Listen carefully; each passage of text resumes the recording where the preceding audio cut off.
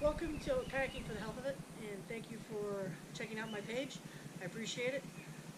So you're looking at purchasing a kayak. Well, what do you want? What's the best kayak? The best thing you can do is do as much research as you can, especially if you've never had a kayak before. You have two different types. You've got a sit-in and a sit-atop. The sit-in, um, that one's better if you are looking just to go out, get some exercise, explore, um, because you've got limited space to put things. The sit-atop, as you can see, there's a lot of space to put things. It's a lot easier to get into, and you've got better access to get your equipment if you're kayak fishing. The nice thing with the sit-atop, they have what they call scupper holes.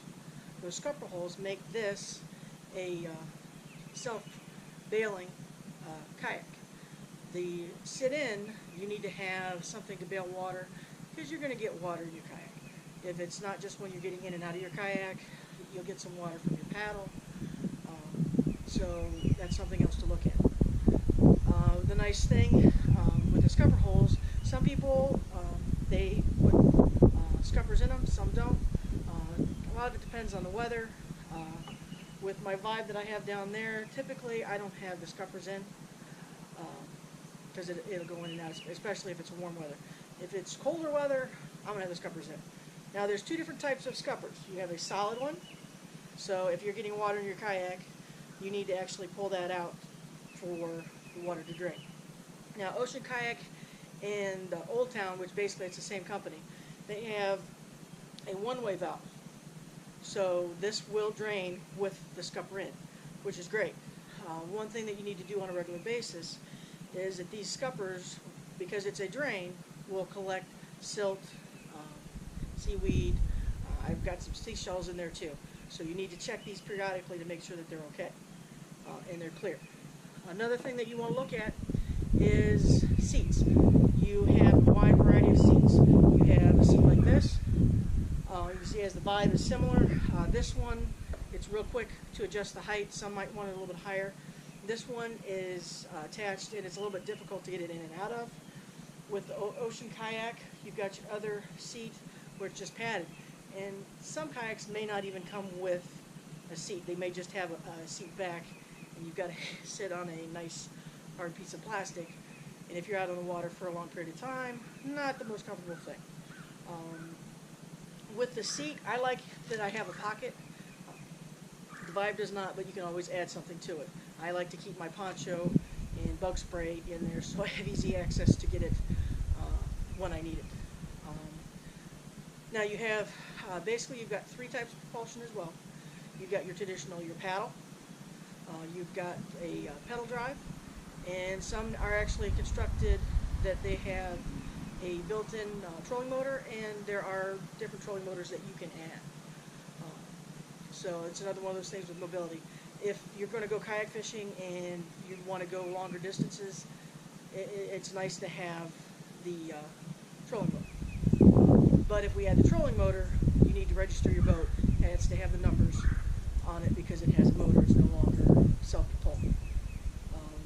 Now, in Florida where I'm at, we don't need to register our kayaks, so we don't have to have numbers on them as of right now. There are a few other states that have that same thing with that personal watercraft where it's self-propelled. Check your state regulations to what you have to make sure that you are within the parameters of your rules and regulations. In Ohio, it has to be registered. So that's something that you need to look into before you put it out on the water, because you don't want to get out on the water, think you're going to have a great day, and you get a tick. And they tell you to get off the water right there and then. So that's something that you need to look at as well. Now, when you want to look at steering, with this, my Old Town and the Ocean Kayak, these particular ones don't have a rudder on it. The Vibe has a rudder. And basically you've got foot pedals, which makes it nice so if you're going downstream that you can use those foot pedals to adjust so you're staying straight. Which it's nice, especially if you're just looking at going for a float down the river. One thing that I like to do is I will actually go against the current when I start, so I've got the current to bring me back. I'm in Florida, so I deal with tides, so if I'm going to be out for a long period of time, I'll check the tides And if I'm going to be out there for a long period of time, okay, is the tide going out? I'll go with the tide.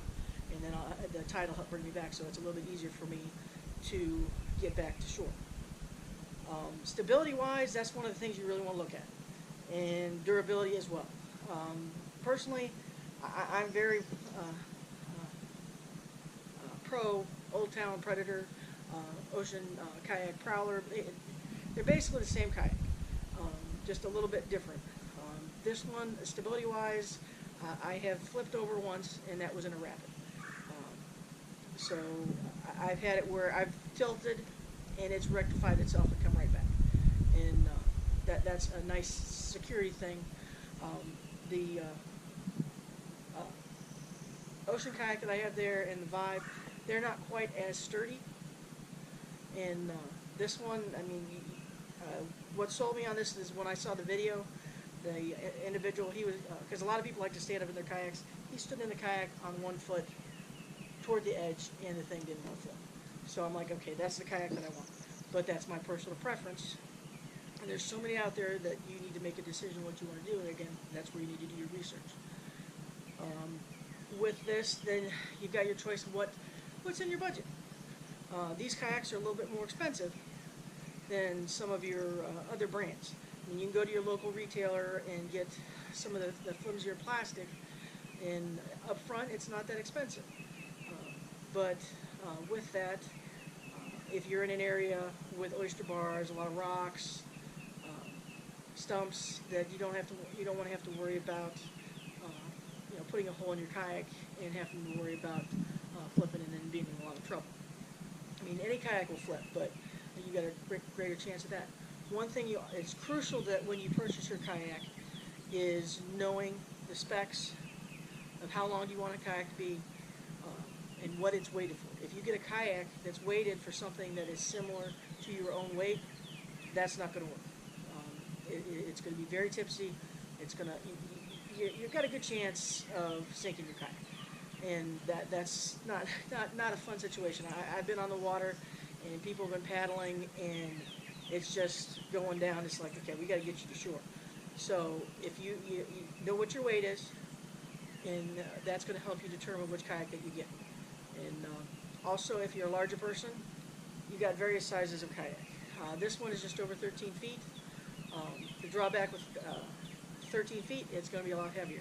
This kayak is right around 75 pounds, and I will admit it, sometimes it feels a little bit heavier than 75 pounds. The Vibe is about 20 pounds lighter, and that one, that's a Seaghost 110, and it's only 10 feet.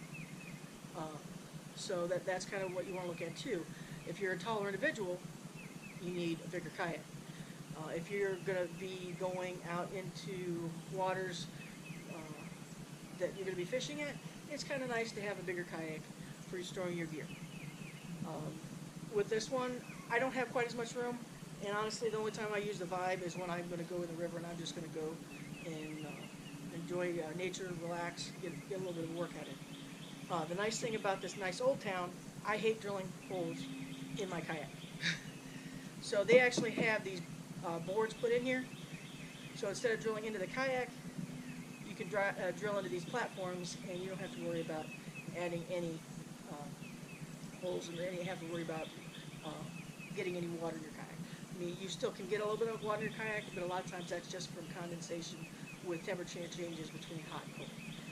Now, if you are getting a lot of water in your kayak, you want to check and make sure that you don't have an issue with a hole. I had it where I was at the ramp, and one gentleman had a Hobie, and he had a hole in it, and fortunately, it was an easy fix. They had to do a plastic weld with it, and he was back out of the water. But that's something you need to look at. Now, let's say that buying a brand new kayak's not in the budget. Well, you can go on so many different websites, classifieds, and you can find a better kayak that's used that is going to be in the long run better for you than buying that retail one at the store with that flimsy plastic. It's fine for like a little kid, but I would recommend getting something that's durable. It's going to last a lot longer than some of the other ones, depending on how much use. I mean, I'm out on the water several times a week, and I know that I would have worn out that flimsier one by now. So that's something to look at too. If you're going to purchase a used kayak, make sure that you inspect that kayak thoroughly. You want to look on the bottom. You want to look for any deep gouges, holes, anything like that. You're going to have scratches on the bottom of your boat. That's normal. That's to be expected. What you might want to do is try to talk the person that you're buying it from to see if they can't put some water in it and just raise it up so to see if there's any leaks. And something might be a little bit, can't be easily fixed. So that's something that you need to look at when you're purchasing. But buyer beware, if you're buying something used, make sure before money changes hands that you inspect it thoroughly, because once money's changed its hands, that's the way you're out of luck. But this is something that it's a great activity to do. It's relaxing. You never know what you're going to see. I have manatees and dolphins swim up on me all the time. It's awesome. Now, looking at a paddle, what you want to do, okay, what length paddle do I need to get? If you are a taller individual, or you have a longer boat, so if you've got something that is 13 feet or so in that range, or has a wider beam, because if you can kind of tell from here, my ocean kayak does not have the wider beam, and that's another reason it's not quite as stable. So you want to have that bigger paddle, okay? Now, most paddles have these nice little gutters on them. That needs to be all the way to the end, or you're going to get more water in your boat. Because basically that's the catch. So when you bring your paddle out of the water drips off the paddle, okay? This one, it's just like a kayak. You can spend as much money as you want, or as little money as you want. There's so many different ones out there. The more expensive ones, they're a little bit lighter, and if you're going to be gone for a long period of time and you're hauling a lot of gear, it's kind of nice. This one right here is 240 centimeters, and this one works really well for the longer kayak. I hope that this has been helpful for you, and if you're getting into kayaking, you're going to love it. It becomes very addictive. But the big thing is making sure that you're safe when you go out on the water. You've got your PDF or your vest on, so in case you do tip over, you're safe. Typically, you're going to need a whistle with you as well. That's another one of those ones where you want to check your local regulations to make sure that you have everything with you that you need when you go out on the water. And big thing is you want to be safe out on the water. If it looks like somebody's struggling, needs some help, help that person out. And then also, it's very important to have fun while you're out on the water. Thank you for checking out my page. I hope you come back for my next episode, which hopefully I have up in about a week or so. Thank you.